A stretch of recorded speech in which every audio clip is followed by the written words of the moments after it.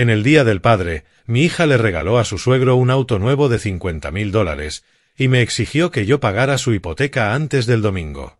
Cuando le pedí un pequeño obsequio, su fría negativa destruyó años de sacrificio.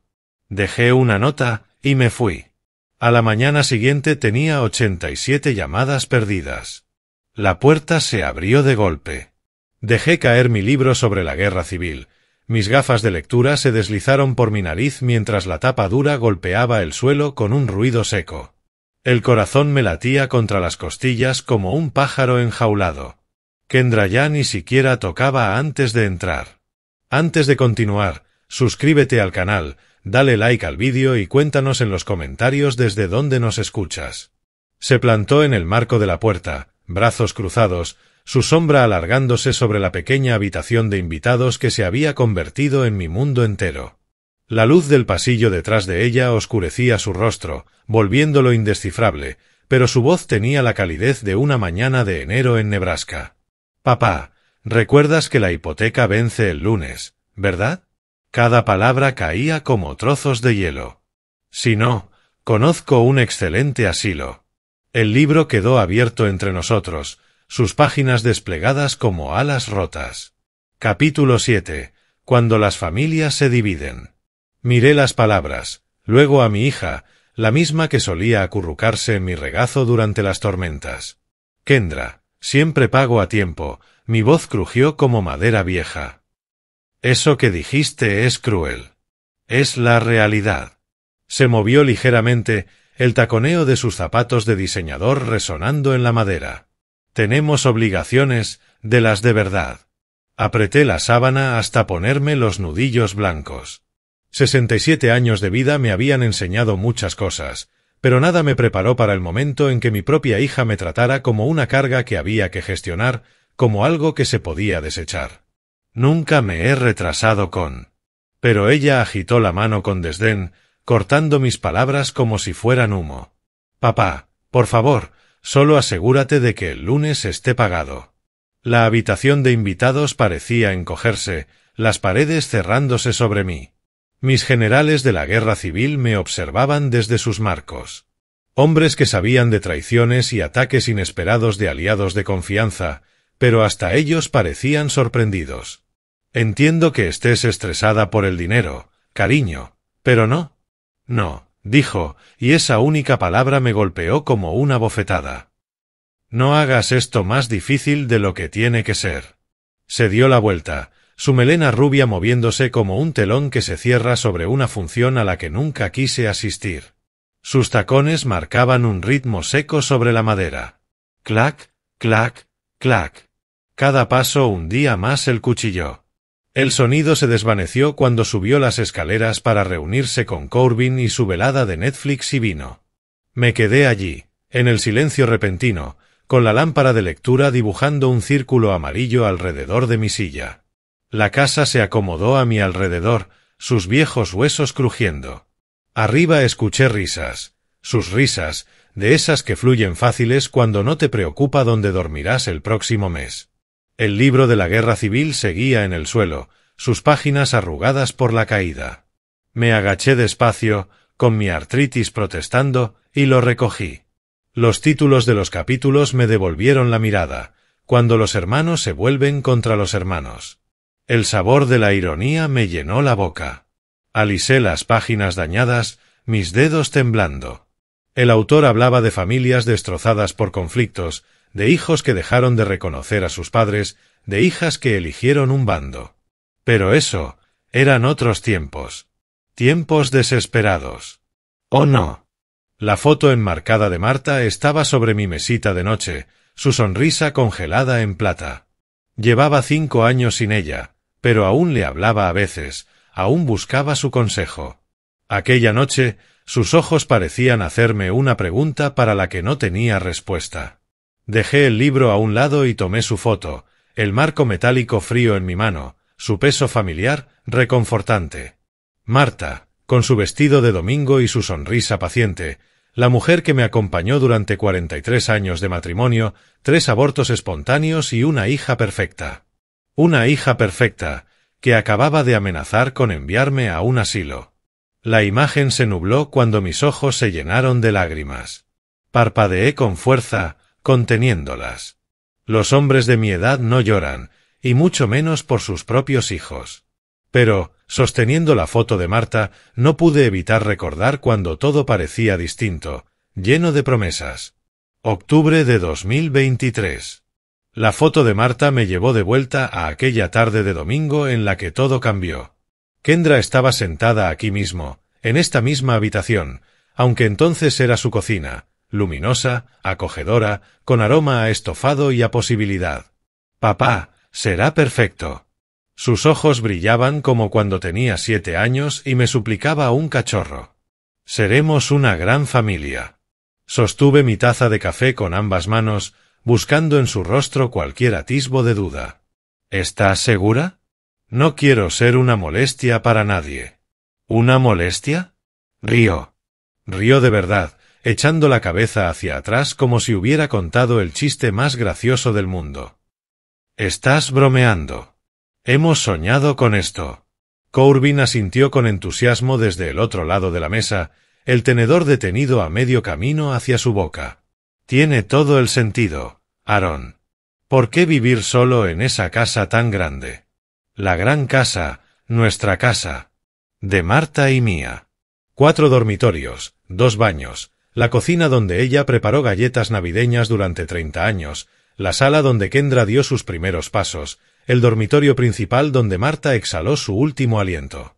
Aquel día miré a Kendra, con su rostro iluminado por lo que parecía una emoción genuina, y sentí algo que no experimentaba desde el funeral de Marta: esperanza. La esperanza de que quizá no pasaría mis últimos años hablando con paredes vacías y comiendo cenas congeladas para uno. Piénsalo, papá, dijo Kendra, cubriendo mi mano ajada con la suya, suave. Sin más trabajos de jardín. Sin palear nieve. Sin pasar tus días solo. Los documentos de la inmobiliaria eran pulcros y oficiales, tinta negra sobre papel blanco, transformando 40 años de recuerdos en una cifra, $180.000. Lo suficiente para el pago inicial de Kendra. Lo suficiente para asegurar la casa de sus sueños. Lo suficiente para comprar mi entrada a su vida. Esa última noche en nuestra vieja habitación, rodeado de cajas etiquetadas como habitación de Harjan con la cuidadosa letra de Kendra, el marco plateado con la foto de Marta fue lo último que guardé, envuelto con cuidado en papel de seda, como una promesa para ambos. Estamos haciendo lo correcto, ¿verdad, cariño? Susurré a la foto. El día de la mudanza se sintió como una celebración. Kendra y Corbin ayudaron a cargar las cajas, sus charlas llenando el silencio que me había acompañado durante meses. La habitación de invitados, mi nueva habitación, estaba pintada de un azul suave, el color favorito de Marta. Kendra colgó mis láminas de la guerra civil ella misma, subida a una escalera mientras yo sostenía los marcos. Perfecto, dijo, retrocediendo para admirar su trabajo. Va a ser perfecto, papá. Y por un tiempo lo fue. Cenas familiares todas las noches, conversaciones que fluían como el vino. Kendra me preguntaba por mi día, por el libro que estaba leyendo, por anécdotas de su infancia. Corbin comentaba las noticias, pedía mi opinión sobre política y béisbol. Me sentía útil otra vez, querido. Ese primer mes fue tal como Kendra lo había prometido. Me despertaba con el aroma del café y el murmullo de voces, la casa llena de vida y propósito. Por las noches veíamos películas juntos, compartíamos palomitas, debatíamos sobre los giros de la trama, como la familia que creí perdida para siempre. Recuerdo el momento exacto en el que pensé que había tomado la decisión correcta. 3 semanas después de mudarme, Kendra llamó suavemente a mi puerta. Sí, llamó, y me preguntó si quería ayudarla a plantar bulbos de tulipán en el jardín delantero. Para primavera, dijo, con tierra bajo las uñas. Algo que esperar con ilusión. Trabajamos codo a codo bajo el sol de octubre, planificando el jardín, hablando de colores y de tiempos de floración. Me sentí padre otra vez, no solo un invitado en la vida de otra persona. Pero esa noche, Sosteniendo la foto de Marta en la misma habitación donde esos bulbos de tulipán aún esperaban bajo tierra, no podía recordar la última vez que Kendra había tocado mi puerta. Ni la última vez que me pidió mi opinión sobre algo más importante que si quería los huevos revueltos o fritos. El marco plateado reflejaba la luz de la lámpara, el rostro de Marta ondulando como un espejismo. Volví a dejar la foto en la mesita de noche, mis dedos deteniéndose un instante sobre el metal frío. ¿Cuándo dejó de sonreír? Susurré a la habitación vacía. Me levanté de la cama y me senté en mi sillón junto a la ventana, necesitando pensar con claridad. Afuera, la calle del vecindario yacía tranquila bajo las farolas. Cada casa guardando sus propios secretos. Mañana algo cambiaría en ese camino de entrada. Lo sentía en los huesos, como antes sentía las tormentas que se acercaban.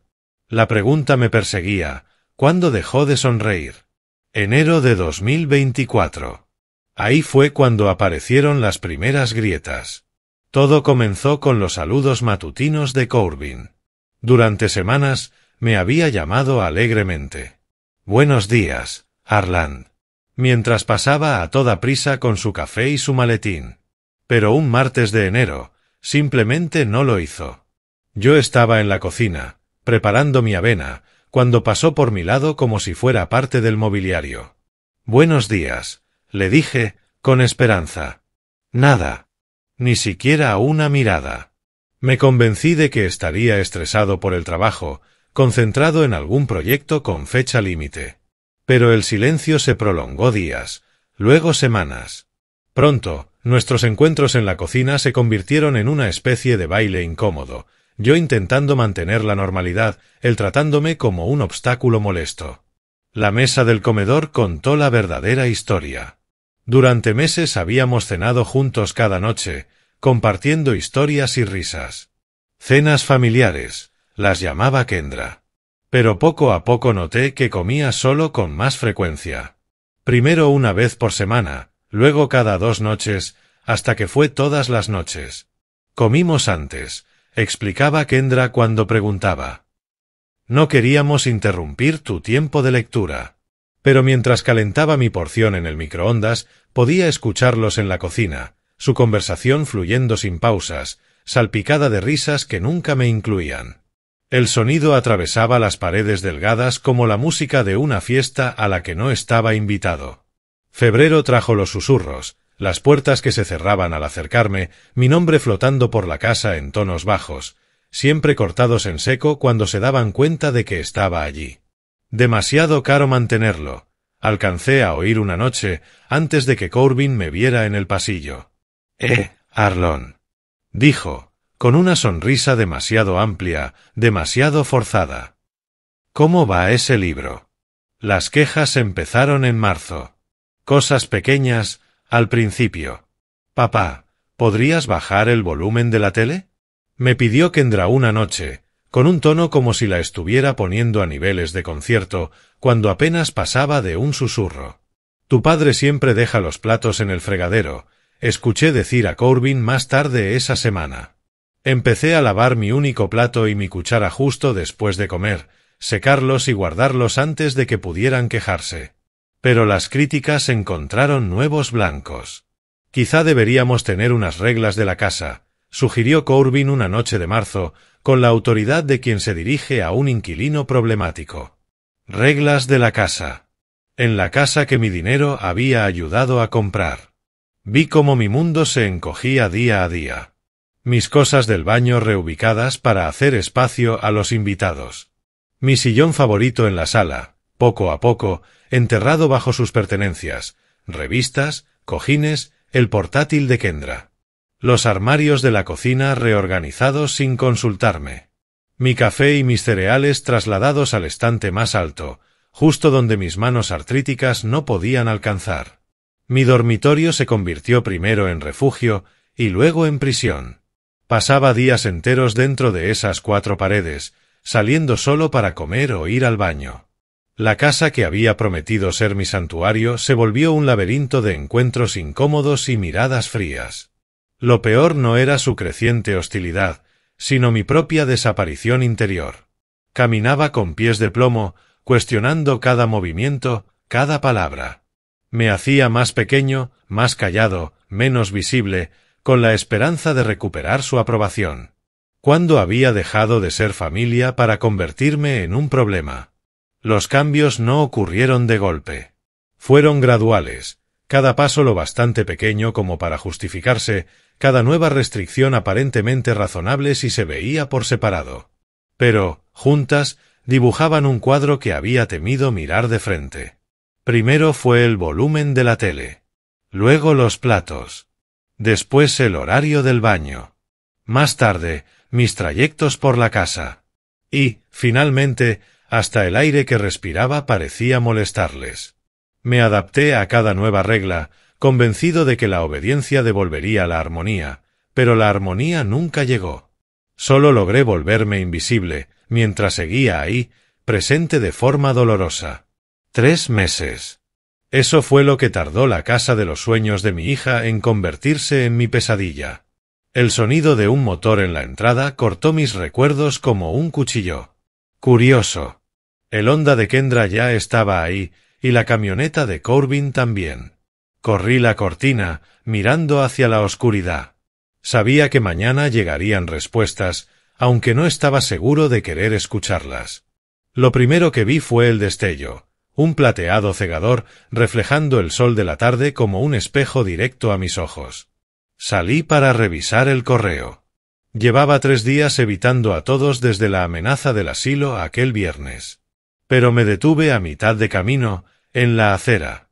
Un Audi Q5 estaba estacionado en nuestra entrada. Nuestra entrada. Impecable, con la placa del concesionario aún puesta, como una etiqueta de joya cara.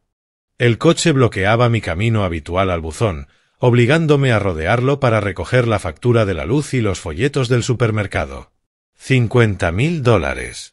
La cifra flotó en mi cabeza mientras pasaba el dedo por el capó. Yo conocía de autos. 40 años en la construcción significaban almuerzos con hombres que hablaban de caballos de fuerza y cuotas mensuales como otros hablan del clima. ¿De quién es este coche tan bonito?, pregunté, sin terminar la frase. La puerta principal se abrió antes de que pudiera responderme a mí mismo. Kendra salió primero, seguida de Corbin. Ambos llevaban una expresión que reconocí de su infancia, la misma que tenía cuando traía a casa las boletas llenas de 10, esperando recibir elogios. Corbin, en cambio, tenía el pecho hinchado como si acabara de anunciar su ascenso a presidente de la empresa. Audi Q5, dijo con orgullo. $50.000, totalmente equipado, todas las opciones.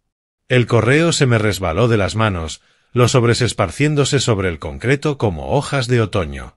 Me agaché a recogerlos, con mis rodillas artríticas protestando, mientras en mi cabeza hacía cálculos de pagos hipotecarios.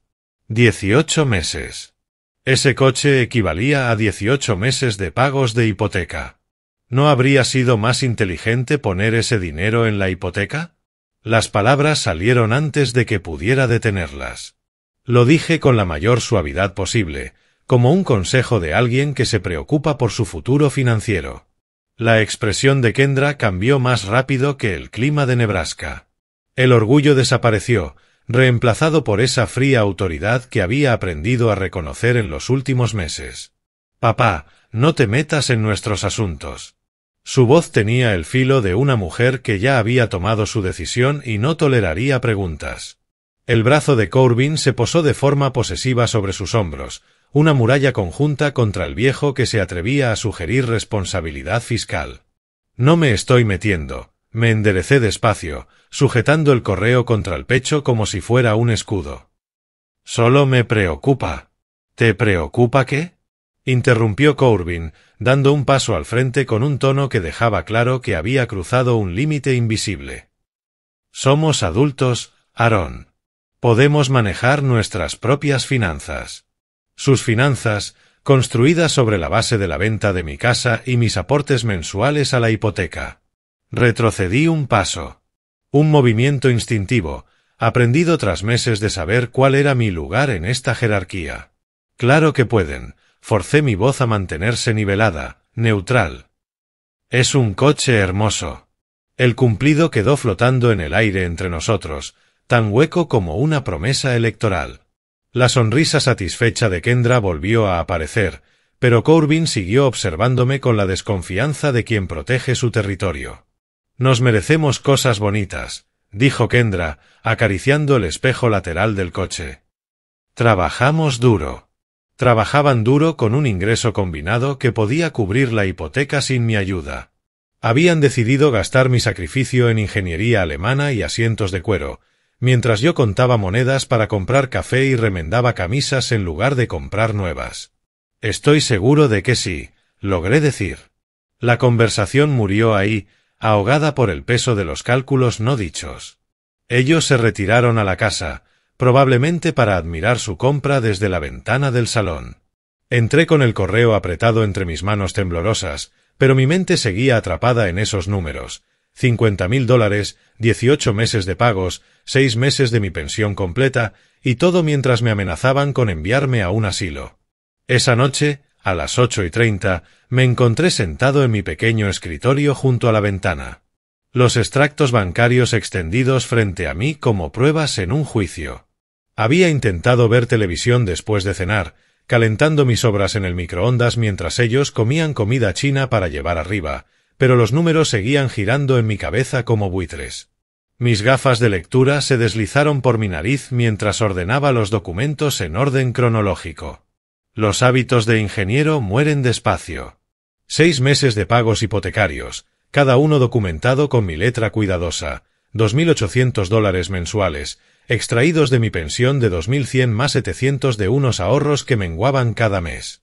La calculadora descansaba junto a mi taza de café, su pantalla digital mostrando una aritmética implacable. Venta de mi casa, $180.000. Su pago inicial, asegurado por mi generosidad.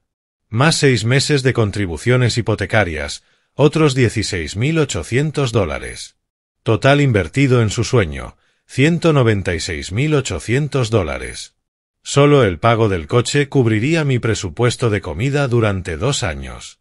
Saqué mi libreta personal, ese pequeño cuaderno donde registraba cada dólar, $20 semanales para alimentos, estirando la carne molida y la pasta para que duraran 3 días. $5 para café, una bolsa pequeña al mes. Mi abrigo de invierno sostenido con imperdibles porque gastar 30 en uno nuevo me parecía un lujo innecesario, cuando ellos necesitaban ayuda con la hipoteca. Mientras yo me negaba lo básico, ellos gastaban $50.000 en transporte. El Audi brillaba bajo la luz de la calle, burlándose de mí con su perfección. Yo había vendido mi Honda 3 meses atrás, convenciéndome de que no necesitábamos 2 coches en una misma casa. Caminar a la farmacia y al supermercado me parecía razonable para un hombre de mi edad. Ejercicio, me dije. Ahora entendía la verdadera razón. Necesitaban que mi coche desapareciera para hacer espacio a su lujo. Mis manos temblaban mientras sostenía la calculadora, el plástico caliente por mi agarre. Cuando me convertí en su banco personal y dejé de ser su familia. Cuando mi sacrificio pasó de ser un acto de amor a convertirse en una obligación, esperada y nunca agradecida. Cuento cada centavo para pagar su hipoteca mientras ellos gastan $50.000 en un coche, susurré a la habitación vacía. El sonido de risas bajó desde arriba, subrayando mi soledad. Celebraban su compra mientras yo me quedaba con las pruebas de mi explotación. Cada extracto bancario contaba la misma historia. Aaron Whitaker, víctima voluntaria, financiando el estilo de vida de personas que lo veían como una carga. Pasé el dedo por las cifras de los pagos de hipoteca, dejando un surco en el papel. 18 meses. Ese coche representaba 18 meses de mi sacrificio, meses de privaciones cuidadosas, mientras ellos vivían sin consecuencias. Mi cartera de cuero gastada yacía junto a los extractos, casi vacía salvo por mi tarjeta de Medicare y $23 en efectivo. Todo lo demás iba para ellos, para sus sueños, para un futuro que, al parecer, no incluía gratitud ni respeto. Los números no mentían. Con un ingreso anual combinado de $150.000, podían cubrir la hipoteca sin mi ayuda. Me habían hecho creer que me necesitaban, cuando en realidad solo les resultaba conveniente tenerme, una fuente de dinero acompañada de culpa y obligación familiar. De pie junto a la ventana, miré su brillante inversión. Mañana irían al trabajo en un coche de lujo mientras yo caminaba a la farmacia, con unos zapatos que había remendado 2 veces. Ellos ajustarían los asientos calefactables mientras yo bajaba mi termostato para ahorrar calefacción. Había estado jugando el juego equivocado todo este tiempo. La revelación se posó sobre mí como una manta fría. El amor y la explotación podían tener la misma cara, hablar con la misma voz, exigir los mismos sacrificios. La diferencia estaba en la gratitud frente al derecho adquirido, en el respeto frente al desprecio. Ellos se sentían con derecho a mi dinero y desdeñaban mi presencia. La ecuación era clara. Cerré los extractos y miré el calendario sobre mi escritorio. El 16 de junio estaba marcado en rojo. Día del Padre. Faltaban 2 meses. El domingo por la mañana llegó con el peso familiar de la expectativa.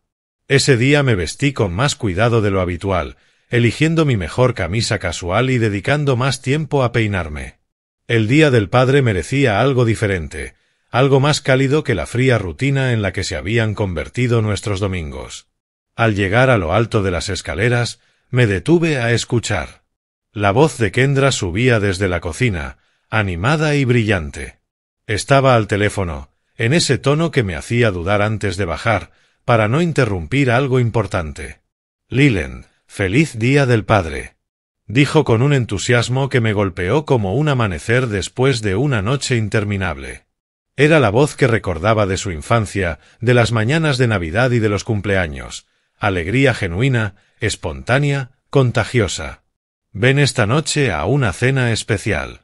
Tendremos todo listo, tu estofado favorito y ese pastel de chocolate que tanto te gusta».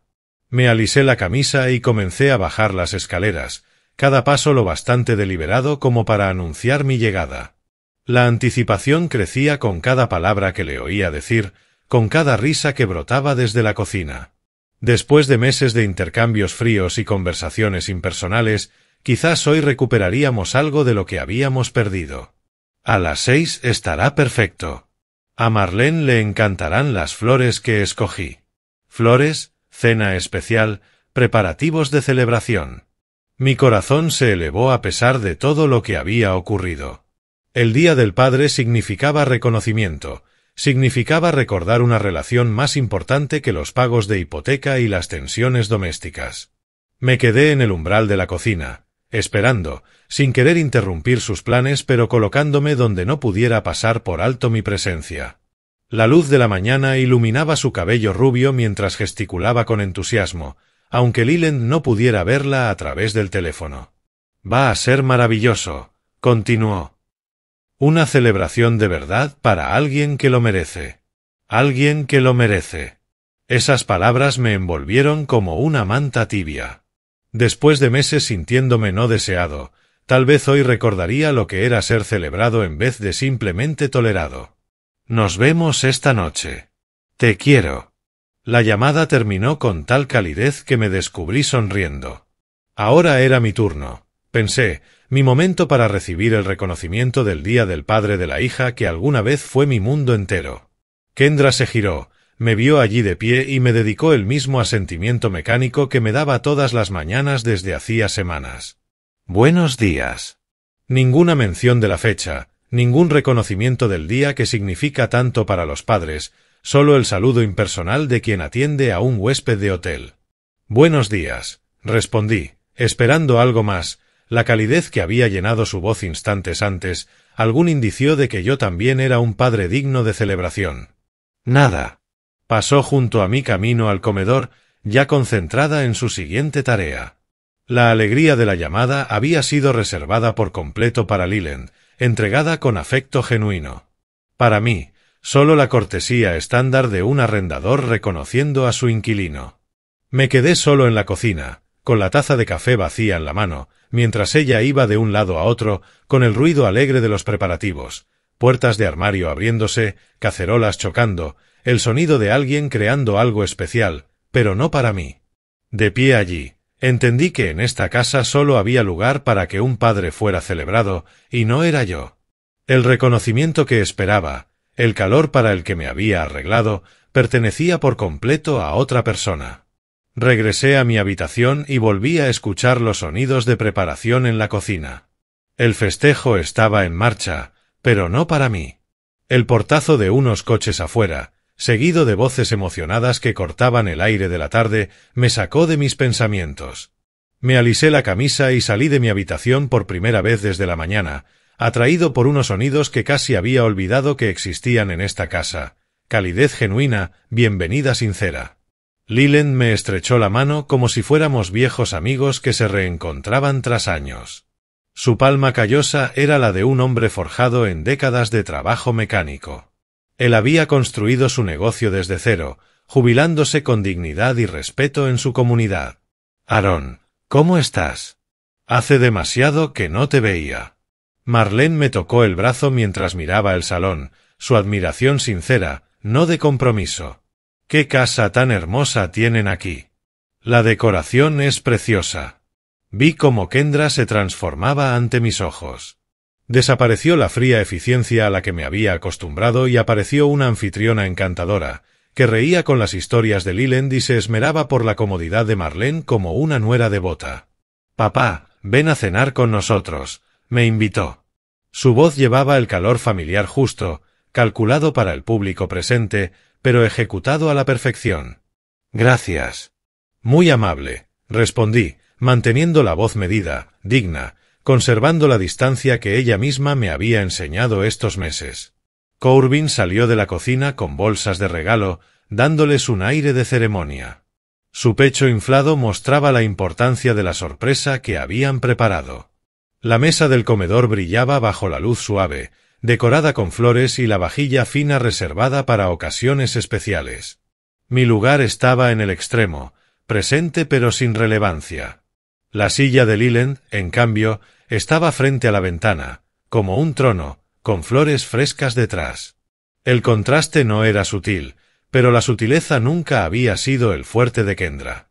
Durante la cena, Leland me preguntó por mi salud, por mis lecturas, por si seguía la temporada de béisbol.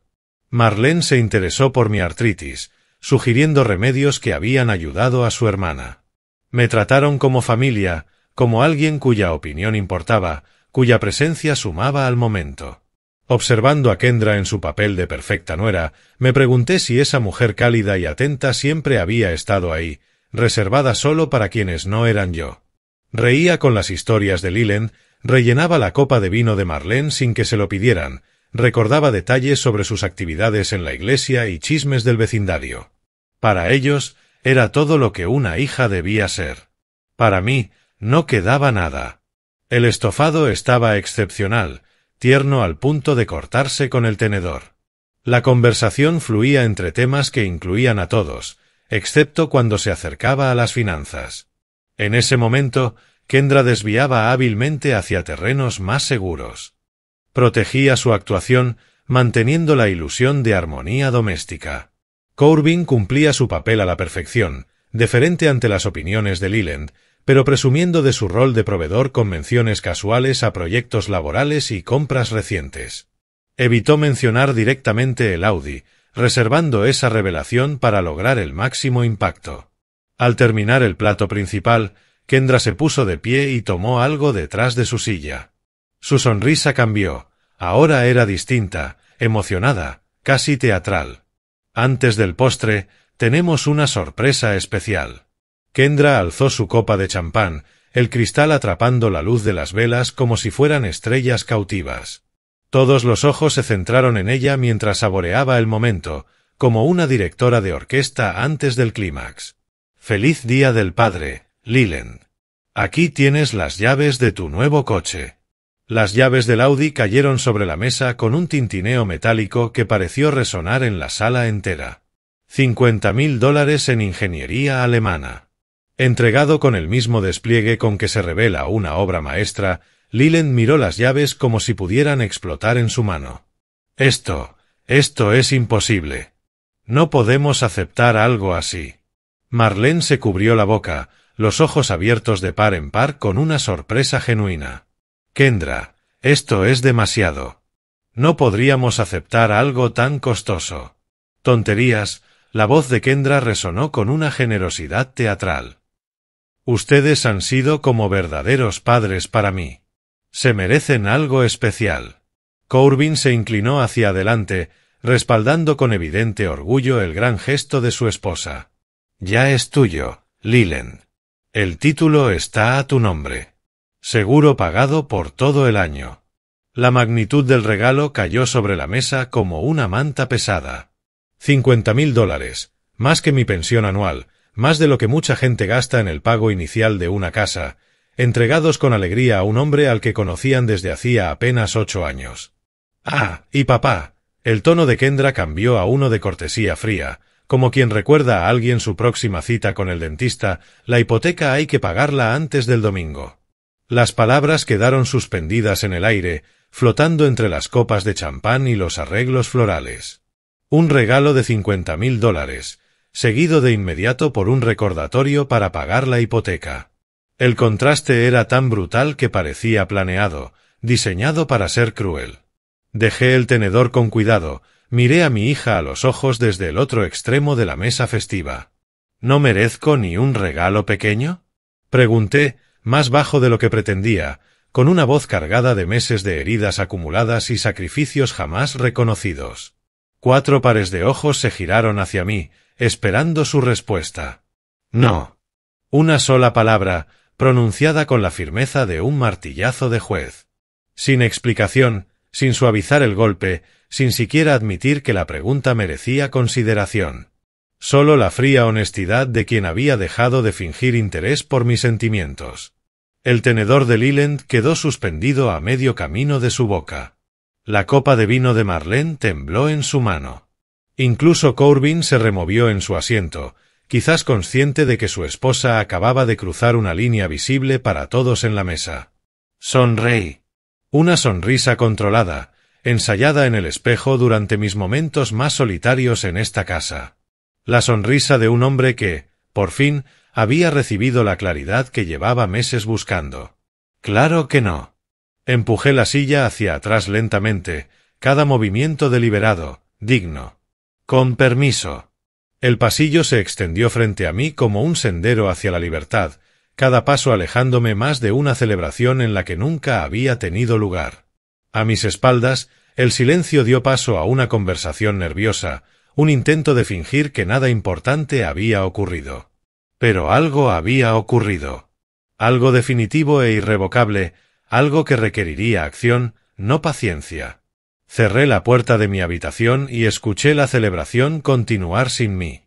Risas, corchos de champán, el sonido de personas que ya se habían olvidado de mi existencia. Me senté en la cama y observé la habitación que nunca llegó a sentirse como un hogar. A las 10 de la noche oí el ruido de los invitados despidiéndose. Puertas de coche, voces finales. La voz de Leland, todavía incrédulo y agradecido por un regalo que no lograba asimilar. A las 11:30, la casa quedó en silencio. Mi familia dormía tras una noche de celebración y crueldad. Yo, en cambio, estaba sentado al borde de la cama, haciendo cálculos. Cálculos de ingeniero. Ecuaciones de resolución de problemas que equilibran sacrificio contra recompensa, inversión contra retorno, amor contra explotación. Las matemáticas eran simples. Yo había dado todo y no había recibido nada. Era hora de recalcular. A medianoche, abrí los cajones con precisión quirúrgica, doblando la ropa como me enseñó el ejército hace 40 años. 2 maletas, meticulosamente llenas con lo esencial para reconstruir una vida. No había mucho que empacar después de 6 meses viviendo en una habitación de invitados. De mi pequeña caja de archivos saqué los documentos importantes: pasaporte, tarjeta de la Seguridad Social, tarjetas bancarias, certificados, todo lo que probaba que Aaron Whitaker existía de forma independiente a sus pagos de hipoteca. Dejé atrás el reloj caro que Kendra me había regalado la Navidad pasada, su correa de cuero sin estrenar. Incluso entonces, había sentido que sus regalos siempre llevaban atadas cuerdas invisibles. La foto de Marta, enmarcada en plata, fue directo a la maleta. Ella entendería esta decisión. Probablemente la habría tomado meses antes. La nota requería cuidado. Demasiada explicación sonaría a súplica, muy poca a impulsividad. Me decidí por palabras que transmitieran la firmeza de lo definitivo, sin perder dignidad. Me voy. Cuando leas esto, habré detenido el pago de tu hipoteca y cambiado mi testamento. Estoy cansado de ser tu cajero automático. Arlon. La coloqué sobre la mesa de la cocina, donde la verían primero, asegurada con el salero que Kendra había comprado para combinar con su vajilla perfecta. Mi firma parecía formal. Final. La marca de un hombre que cierra cuentas, no que abre negociaciones. La aplicación de taxi funcionó con eficiencia a las 2:30 de la madrugada. Llegaría en 15 minutos. Tiempo suficiente para los últimos preparativos, para una última mirada a un lugar que prometió ser hogar y se convirtió en una prisión financiada por mi propia generosidad. Bajé las maletas una por una, evitando hacer ruido que despertara a la familia durmiendo plácidamente arriba. Cada paso por el pasillo me hacía sentir más ligero, como si me quitara un peso que no sabía que cargaba. La puerta principal se cerró a mis espaldas con un clic suave que sonó a libertad. Sin portazos dramáticos, sin confrontaciones finales, sin salidas teatrales, solo la marcha silenciosa de un hombre que aprendió la diferencia entre ser necesitado y ser usado. El taxi se incorporó a la autopista y le di al conductor la dirección del Prairie Motel. Por primera vez en meses, no tenía idea de lo que me depararía el mañana. Y por primera vez en meses, eso me supo a libertad. El recepcionista del Prairie Inn apenas levantó la vista de su crucigrama cuando me acerqué al mostrador, con mis 2 maletas arrastrándose detrás de mí como compañeras leales. Las 3 de la mañana traen consigo transacciones esenciales. Sin charla, sin preguntas sobre las circunstancias que llevan a un hombre adulto a registrarse en un motel a esas horas. ¿Cuántas noches se quedará? 1 semana, por ahora. Quizá más. Puse mi tarjeta de crédito sobre el mostrador desgastado, saboreando el simple acto de tomar mis propias decisiones financieras. La habitación 127 olía a limpiador industrial y a posibilidad. Cama individual, pequeño escritorio, televisor colgado en la pared como una ventana a mundos que quizás volviera a explorar. Colgué mi ropa en el armario estrecho con precisión militar. Cada camisa espaciada de forma uniforme, cada pantalón con su pliegue perfecto. Por primera vez en meses, dormí sin escuchar pasos en pasillos que no eran míos. El lunes por la mañana llegaron 17 llamadas perdidas y 11 mensajes de voz. La evidencia digital de su pánico deslizándose por la pantalla de mi teléfono como fichas de dominó cayendo. Escuché el primero, la voz de Kendra, tensa de incredulidad. Luego apagué el dispositivo, lo dejé boca abajo en el cajón del escritorio. Mi elección ahora. Mi horario. Mi silencio. El distrito legal del centro de Omaha bullía con un propósito que coincidía con el mío. La oficina de Patricia Michey ocupaba el piso 15 de un edificio que transmitía competencia más que ostentación. Exactamente lo que necesitaba para el asunto de esa mañana. ¿Está seguro de esta decisión, señor Whitaker? Preguntó Patricia, su pluma suspendida sobre los documentos de modificación del testamento, cumpliendo con su deber profesional de obtener una última confirmación. Absolutamente. La miré fijamente, sin titubear. Ella había hecho su elección el día que prefirió la crueldad sobre la bondad. El Nuevo Testamento era elegante en su sencillez. La iglesia de Marta recibiría la mayor parte de mi patrimonio, con cantidades menores destinadas a organizaciones de veteranos y a la biblioteca local. El nombre de Kendra no aparecía en ninguna de las 20 páginas del documento. Su hija recibirá una notificación formal de estos cambios en un plazo de 30 días, explicó Patricia, deslizando los papeles sobre su escritorio de caoba. Firmé cada página con la mano firme de un hombre que estaba construyendo, no destruyendo, que buscaba justicia, no venganza. La tinta se secó rápido, sellando decisiones que debí haber tomado meses atrás. De regreso al Prairie Inn, sentí algo que no experimentaba desde la muerte de Marta, anticipación por el mañana. No la aprensión que me acompañaba cada mañana en la casa de Kendra, sino una curiosidad genuina por decidir qué hacer con las horas por venir. La habitación del motel había pasado de ser un refugio temporal a convertirse en una plataforma de lanzamiento. Abrí mi portátil y empecé a buscar opciones de vivienda en Bellevue, un suburbio tranquilo a 20 minutos al sur de Omaha. Casas con jardín, barrios donde los vecinos se ocupan de sus asuntos pero siguen siendo cordiales. Cuando las sombras de la tarde se alargaron sobre el estacionamiento, crucé hacia el pequeño parque frente al motel, llevando conmigo el libro que había empezado la primera noche de mi libertad. El sol de la mañana me había parecido diferente en estos días, más cálido, más acogedor. 7 días de rutina en paz se habían establecido para cuando me encontraron. Café a las 6, desayuno en el restaurante de al lado, paseos matutinos al parque con el libro que tuviera entre manos. Era sábado por la tarde y estaba en mi banco habitual, absorto en una biografía de Eisenhower, cuando su energía desesperada invadió mi santuario. Lo sentí antes de verlos, esa urgencia desordenada de quienes han visto derrumbarse su mundo cuidadosamente construido.